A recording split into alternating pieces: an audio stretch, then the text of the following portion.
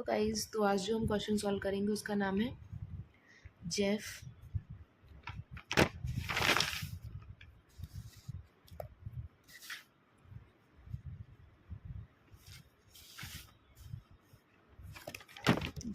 And digits. तो ये जो है कोड फोर्सेस का क्वेश्चन नंबर 352 ये है। इसके क्वेश्चन की लिंक आपको डिस्क्रिप्शन में दे दूँगी। एंड प्लस मैं ये सारे questions A to OJ ladder है कोड फोर्सेस की, उससे क्वेश्चन सॉल्व करती हूँ। मैं उसकी भी लिंक आपको डिस्क्रिप्शन में दे दूँगी, आप चेक कर सकते हैं। एंड तो इस लैडर में रेटिंग वाइज क्वेश्चंस हैं। ये जो सारे क्वेश्चंस हैं लेस देन और इक्वल टू 1300 की रेटिंग के हैं। तो आप भी ऐसे रेटिंग वाइज क्वेश्चन सॉल्व करके कोड फोर्सेस में अच्छे बन सकते हैं। तो हाँ, तो इस क्वेश्चन में क्या है, ये क्वेश्चन में मैं आपको क्वेश्चन समझा देती हूँ। क्वेश्चन में ये है कि जेफ के पास n कार्ड्स हैं, ठीक है, n कार्ड्स हैं जो कि जिन पे मतलब या तो वो कार्ड पे 0 होगा या तो 5 होगा। मतलब इन सारे कार्ड्स पे 0 या 5 ही हो सकता है। एंड अगर इन कार्ड्स को एक लाइन पे रख दिया जाए, लाइक अगर मान लीजिए कि हमारे पास 2 कार्ड्स हैं, एक पे 5 है एक पे 0 है, ठीक है। इन कार्ड्स को लाइन पे रख दिया जाए तो ये बताना है कि इन इन कार्ड्स को लाइन पे कैसे अरेंजमेंट में रखा जाए कि जो नंबर बने इनसे, जैसे कि अभी इन दोनों को रखने पे कितना बना, 50 नंबर बना। अगर इनको उल्टा रख देते 0 और 5 तो नंबर बनता 5। तो इनको कैसे रखा जाए कि जो नंबर बने वो लार्जेस्ट, मतलब बेसिकली ये बताना है कि कौन सा नंबर जो है इन सारे कार्ड्स को यूज़ करके हम बना सकते हैं जो कि 90 से डिविजिबल हो। 90 से डिविजिबल हो मतलब 90 से डिविजिबल होना चाहिए, लेकिन वो लार्जेस्ट नंबर होना चाहिए जो 90 से डिविजिबल होना चाहिए। बेसिकली हमको ये बनाना है कि what is the largest possible number we can make using these cards which is divisible by 90, ठीक है। तो बेसिकली ये क्वेश्चन है। अब हमें क्वेश्चन में क्या दिया होगा, क्वेश्चन में हमको एक n दिया होगा। n की वैल्यू क्या है, n नीचे n नंबर्स दिए होंगे जो कि कार्ड्स पे क्या नंबर से उनको रिप्रेजेंट करेंगे। अब इनकी अपन को अरेंजमेंट बना के लार्जेस्ट पॉसिबल नंबर बनाना है जो कि 90 से डिविजिबल हो। तो पहले तो अपन ये देखते हैं, एंड इन कार्ड्स में ओनली 0 हो सकता है या तो 5 हो सकता है, ठीक है, ये 2 ही नंबर्स हो सकते हैं। अब बेसिकली अपन ये देखते हैं कि 90 से डिविजिबल हो, इसका क्या मतलब है। 90 से डिविजिबल का मतलब है कि वो 9 से भी डिविजिबल होना चाहिए एंड 10 से भी डिविजिबल होना चाहिए, है ना। अब 10 से डिविजिबिलिटी रूल तो आपको पता ही होगा। 10 से डिविजिबिलिटी रूल का ये मतलब होता है कि उसके एंड में 0 आना चाहिए, नंबर के एंड में हमेशा 0 आना चाहिए। तो इससे तो ये क्या कंडीशन अपन को पता चल गई कि कार्ड में एटलीस्ट एक कार्ड तो 0 होना ही चाहिए, तभी वो 90 से डिविजिबल हो सकता है, ठीक है। कि at least 1 card should be of 0 for divisibility of 90। Now अब 9 की डिविजिबिलिटी का रूल क्या होता है, 9 की डिविजिबिलिटी का रूल होता है कि उसके सारे डिजिट्स का सम जो है, नंबर के सारे डिजिट्स का सम जो है वो 9 से डिविजिबल होना चाहिए। जैसे कि अगर मान लीजिए हमारा नंबर है 5555550। तो ये नंबर के सारे एलिमेंट्स का सम कितना हुआ, 5 + 5 + 5 कितने 5 है, 3 4 5 ही 5 है। तो कितना हुआ, 25 हुआ। तो 25 9 से डिविजिबल है, 2 + 5 7, 9 से डिविजिबल नहीं है ये। तो बेसिकली ये नंबर जो है 5 से ये नंबर जो है 9 से डिविजिबल नहीं हुआ, इस पे एंड में 0 है। तो ये 10 से डिविजिबल हुआ लेकिन ये 9 से डिविजिबल नहीं है, तो बेसिकली 90 से डिविजिबल नहीं होगा, ठीक है। ऐसे चेक करना होता है। तो बेसिकली आपको लॉजिक समझ आ रहा है। लॉजिक ये है कि पहला तो ये रूल होगा कि एटलीस्ट 1 0 शुड बी देयर, है ना। पहले हम ये कंडीशन चेक कर लेंगे। एंड सेकेंड है कि सम ऑफ डिजिट्स कहें या फिर सम ऑफ नंबर ऑफ फाइव्स कहें, नंबर ऑफ 5, क्योंकि यहाँ पे ओनली डिजिट तो 5 ही है सम करने के लिए, 0 से तो कोई फ़र्क नहीं पड़ेगा। Should be basically divisible by 9 equal to 0, ठीक है, ये होना चाहिए। फिर रूल तो सबसे पहले तो हमें क्या करना पड़ेगा, अपन को कितने ज़ीरोज़ हैं कितने 5 है अपन को ये काउंट करना पड़ेगा, है ना, ठीक है। बेसिकली अपन को ये काउंट करना पड़ेगा। एंड जो सम ऑफ डिजिट्स है वो डिविजिबल बाई 9 है। इसका क्या मतलब है, देखिए जैसे यहाँ पे अपन लिखें नंबर ऑफ 5 कितने हैं और इंटू 5 करें तो ये बनेगा सम ऑफ डिजिट्स, है ना, डिवाइडेड बाय 9। तो अब 5 तो डिविजिबल है नहीं 9 से, तो बेसिकली नंबर ऑफ 5 जो है ना इन्हीं को 9 से डिविजिबल होना पड़ेगा, तभी ये 9 से डिविजिबल हो सकता है। समझ आ रहा है आपको कि लाइक यहाँ पे नंबर ऑफ 5 जो हैं वो नंबर ऑफ वो सॉरी 9 से डिविजिबल होंगे, तभी ये होल नंबर जो है वो 5 से डिविजिबल होगा।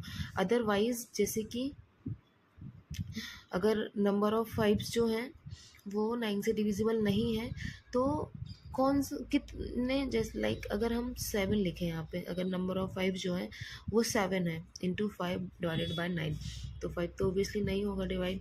तो अगर अपन 7 को देखें तो 7 भी डिविजिबल नहीं है 9 से, तो बेसिकली ये जो होल नंबर है वो 9 से डिविजिबल नहीं हो सकता है, ठीक है। लेकिन अगर यहीं पे 11 हो, नंबर ऑफ 5 जो है वो 11 है, तो अपन क्या कर सकते हैं कि ये डिविजिबल तो है, ये कम्प्लीटली डिविजिबल नहीं है, लेकिन ये एक बार तो जा सकता है ना, रिमाइंडर बचेगा इस पे 2, लेकिन एक बार तो जा सकता है। तो अपन क्या कर सकते हैं कि अगर अपन को 11 5 दिए, ये तो नंबर ऑफ डिजिट्स है ना कि नंबर ऑफ 5 कितने हैं, तो अपन क्या कर सकते हैं, अपन 9 काउंट जो है 5 का यूज़ कर सकते हैं एंड 2 को नहीं यूज़ करें। बेसिकली ये बोला गया है कि जितने अपन को n कार्ड्स दिए उनका यूज़ करके, तो अपन कुछ कार्ड्स को हटा भी सकते हैं, ऐसा थोड़ी है कि सारे कार्ड्स को इंक्लूड करना ही है, ठीक है। तो अगर अपन को 11 5 दिए गए जो कार्ड्स हैं, 11 काउंट है 5 डिजिट्स का, तो अपन क्या कर सकते हैं, अपन ओनली 9 का यूज़ करें एंड तब अपना क्या होगा कि जो ये नंबर है वो डिविजिबल हो जाएगा 9 से।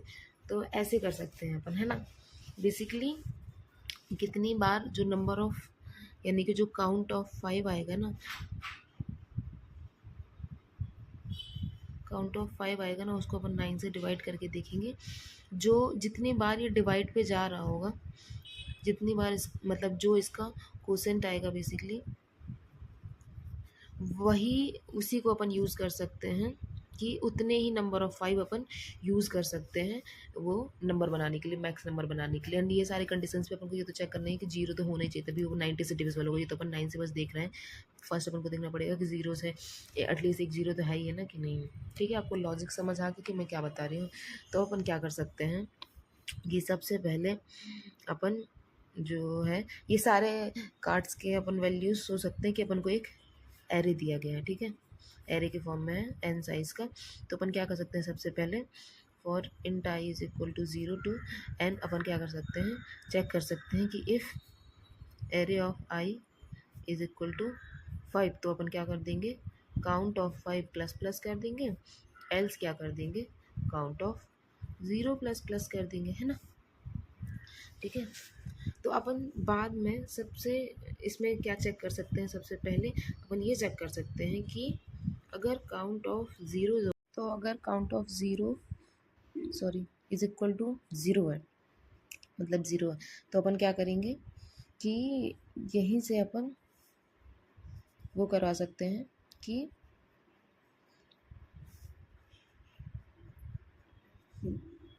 Count of 0 is equal to 0 है, तो क्या मतलब है कि अपन जो है इन कार्ड्स का यूज़ करके नंबर नहीं बना सकते। तो ऐसे केस में हमें क्या क्वेश्चन में बोला गया, हमको क्या प्रिंट कराना है, तो हम क्या प्रिंट करा सकते हैं, -1 प्रिंट करा सकते हैं।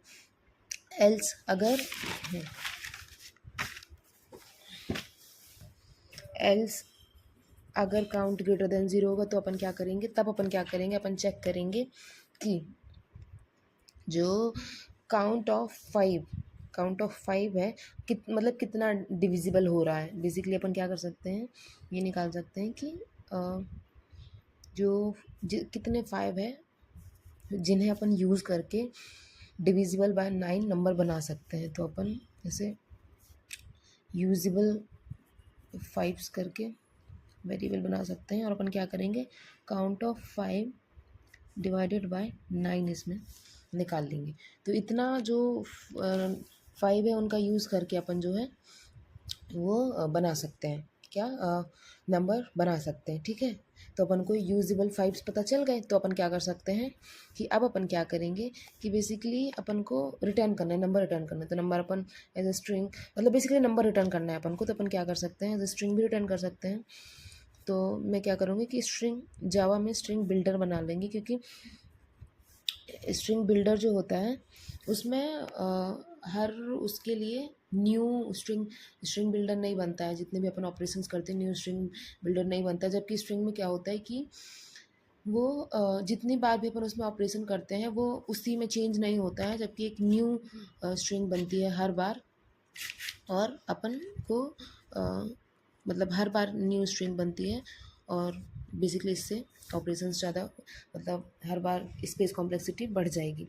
तो अपन स्ट्रिंग बिल्डर यूज़ करेंगे, स्ट्रियर न्यू स्ट्रिंग बिल्डर कर सकते हैं। अपन क्या करेंगे कि अपन को पहले क्या करना है कि नंबर ऑफ 5 जो हैं, मतलब जितने जितने यूजेबल 5 हैं उतने अपन को 5 इसमें ऐड कर देने हैं, है ना। ठीक है, यही करना है अपन को। तो पहले अपन क्या करेंगे कि यूजेबल 5 जो है, जब तक माइनस माइनस जो है ग्रेटर देन 0 है, अपन क्या करेंगे str में डॉट अपेंड 5 करते जाएंगे। ठीक है, जब ये हो गया तब अपन क्या कर सकते हैं, अब जितने भी वो बचे हैं क्या नाम से काउंट ऑफ 0, उनको भी अपन कर देंगे माइनस माइनस ग्रेटर देन 0, इनको भी अपन इसमें अपेंड कर देंगे str डॉट अपेंड डॉट 0। तो बेसिकली अब यहाँ से अपन रिटर्न कर सकते हैं या प्रिंट कराना है, अगर अपन ने सेम फंक्शन पर लिखा है प्रिंट करा देंगे। अपन क्या करेंगे, इसको अपन एज ए स्ट्रिंग रिटर्न करवा सकते हैं। तो अपन क्या करेंगे str dot to string function एक यूज़ करेंगे, और ये मतलब कि ये जो स्ट्रिंग बिल्डर है वो स्ट्रिंग में चेंज हो जाता है टू स्ट्रिंग करके जो फंक्शन होता है, एंड ये अपन प्रिंट करा देंगे। तो बेसिकली इसका यूज़ करके जो है अपन वो कर सकते हैं, जो है अपना नंबर प्रिंट हो जाएगा। हाँ, इसमें एक और केस आएगा, वो केस मैं लेना भूल गई कि अगर यूजेबल 5 जो है वो डिविजिबल बाय 9 नहीं है। मतलब कि एक तो ये हो सकता है कि 9 से बड़े हो, तो इसकी जो वैल्यू आएगी यूजेबल 5 की वो ग्रेटर देन 0 आएगी। लेकिन अगर यूजेबल 5 की वैल्यू जो है वो 0 आ गई, तो भी अपन को एक कंडीशन लिखनी पड़ेगी यहाँ पे कि अगर यूजेबल 5 की वैल्यू 0 आ गई तो अपना एट द एंड सारे जो वैल्यूज़ हैं वो उस पर 0 अपेंड होगा, यानी कि एट द एंड जो नंबर है वो ओनली 0 बनेगा, है ना। तो अपन यहाँ पे क्या कर सकते हैं, एक कंडीशन और लिख सकते हैं कि इफ़ यूजेबल 5 की वैल्यू ग्रेटर देन 0 है तो अपन ये वाला लूप लगाएंगे, ये वाला सारा चीज़ चलेगा। तब इसको अपन बाहर लिख सकते हैं ताकि स्ट्रिंग बिल्डर अपन तभी बनाएंगे। तो ये कंडीशन जो है अपन यहाँ पे लिख देंगे, और ये पूरा कोड एक कंडीशन के अंदर आ जाएगा। और हाँ, एंड एक एल्स कंडीशन और लगेगी, या एल्स इफ कर सकते हैं कि यूजेबल 5 की वैल्यू जो है वो इक्वल टू 0 हो जाए। तो अपन क्या करेंगे, सीधे अपन प्रिंट करा देंगे 0, कि उस केस में अपन ओनली, हाँ उस केस में ओनली अपन 0 कार्ड का यूज़ कर सकते हैं, और जो नंबर बनेगा वो 0 बनेगा। ठीक है, तो ये अपना कोड बना। तो इस कोड में क्या हो रहा है कि बेसिकली ये कोड जो है मतलब इसकी टाइम कॉम्प्लेक्सिटी कितनी होगी ये अपन देखते हैं। तो इसकी टाइम कॉम्प्लेक्सिटी कितनी होगी अगर सारे कार्ड्स 0 हैं, वर्स्ट टाइम कॉम्प्लेक्सिटी जो दिखते हैं वो उसके अकॉर्डिंग अपन क्या देख सकते हैं कि अपना एक ही 0 है, और सारे जो n-1 प्लेसेस पे है वो 5 है। ठीक है। और n-1 प्लेसेस भी हैं जो अपन 9 से डिविजिबल अगर माने वर्स्ट केस के लिए कि सारे 9 से डिविजिबल इनका यूज़ करके वो बन सकता है, तो ये लूप कितना चलेगा, ये लूप n-1 टाइम्स चलेगा और ये लूप 1 टाइम्स चलेगा, है ना। तो बेसिकली ये लूप जो है ये n टाइम्स चल रहा है और अपन इसी लूप का यूज़ कर रहे हैं, तो टाइम कॉम्प्लेक्सिटी कितनी हो जाएगी वर्स्ट केस में, वो n हो जाएगी। और स्पेस कॉम्प्लेक्सिटी कितनी, अपन स्ट्रिंग बिल्डर यूज़ कर रहे हैं, सारे अगर नंबर इसमें ऐड हुए तो स्पेस कॉम्प्लेक्सिटी भी वो n हो जाएगी वर्स्ट केस में।